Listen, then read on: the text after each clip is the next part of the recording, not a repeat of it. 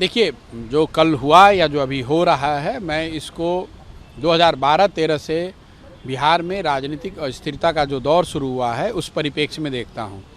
12-13 से लेकर 10 साल में ये छठवां सरकार बनाने का छठवां अटेम्प्ट है, 6th फॉर्मेशन है और 6 फॉर्मेशंस में एक अगर आप मांझी जी का छोड़ दें तो बाकी 5 फॉर्मेशंस में मुख्यमंत्री नीतीश कुमार ही रहे हैं।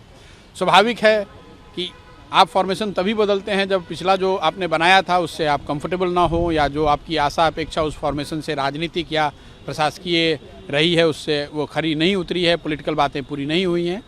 तो मेरी आशा बस इतनी है कि अब कम से कम ये जो एक पॉलिटिकल स्थिरता लौटे इस राज्य में और नीतीश जी ने जो अब ये नया अध्याय, कल उन्होंने कहा है कि एक नए अध्याय की शुरुआत कर रहे हैं, इस अध्याय पर रहें और इस पर बिहार के बेहतरी के लिए जो लोगों की अपेक्षाएं हैं उनसे वो काम हो। एक समय आप बहुत नज़दीकी थे, साथ में रहते थे, हर तरह से उठना बैठना था।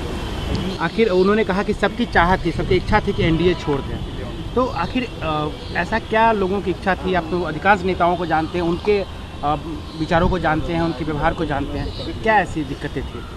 नहीं, देखिए, ये तो नीतीश जी ने कल कहा, मैंने भी सुना टीवी पर। जहाँ तक आपने कहा निकटता, वो तो व्यक्तिगत संबंध एक अलग बात है। मैं जब उनके साथ काम करता था तब उनके साथ रहता था, अभी तो मैं उनके साथ रहता नहीं हूँ। मैं जानता नहीं हूँ कि उनकी एक्चुअली बात क्या है, किस वजह से उन्होंने ये डिसीजन लिया है। मैं इतना ही कह सकता हूँ कि ये राजनीतिक उथल पुथल का जो दौर है पिछले 10 साल से चल रहा है, ये उसी दिशा में है और उसके एक मेन एक्टर या जो कैटलिस्ट हैं वो नीतीश कुमार जी हैं।